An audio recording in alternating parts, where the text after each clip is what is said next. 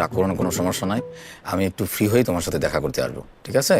আর তুমি তো জানোই, মানে আমি এলাকায় এত কাজকর্ম নিয়ে বিজি থাকি, এই জন্য তো আসতে পারি না। ঠিক আছে, তুমি বের হও না। তোমার না আর বের হওয়ার দরকার নাই। আগামীকাল আমাকে ছেলে পক্ষ দেখতে আসছে, তখন তুমি বের হও, ঠিক আছে? তখন তো তোমার কাজ থাকবে না, তাই না? আরে ধর বোকা, আমি থাকতে তোমাকে অন্য কেউ বিয়ে করতে পারবে? আমি বিয়ে করতে দিব? শোনো, তোমাকে যে বিয়ে করতে আসবে ওই বিয়ের আসরে আমি গিয়ে তোমাকে উঠে নিয়ে আসবো। উঠে নিয়ে আসবো কি, দরকার হলে ওই বিয়ের আসরে আমাদের বিয়ে হবে, ঠিক আছে? আর শোনো না জান, একটু আগে তোমাকে নিয়ে একটা স্বপ্ন দেখতেছিলাম। তোমার না আরেকজন লোকের সাথে বিয়ে হয়ে যাচ্ছিল।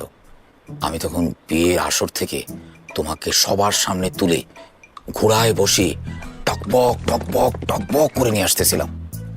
কিন্তু হঠাৎ কি হলো জানো, হঠাৎ না ঘোড়াটা শুয়ে পড়লো, আর তখনই তোমার কল আসলো, আর আমার স্বপ্নটা ভেঙে গেল। ঘোড়া দিয়ে আর দৌড়াতে হবে না। এ বয়সে দৌড়ালে তোমার হাঁটুর ব্যথাটা আরো বেড়ে যাবে। তুমি কিন্তু আজকে আসতে পারো। আজকে কিন্তু বাসায় কেউ নাই। আজকে আসবো? ঠিক আছে, কোনো সমস্যা নাই, আমি আজকে আসতেছি। এখন তুমি আমার সকালে নাস্তাটা দাও। হ্যাঁ, বুড়া লুচ্চা আমি আর গেল না। ঠিক আছে, বাই, দেখা হচ্ছে।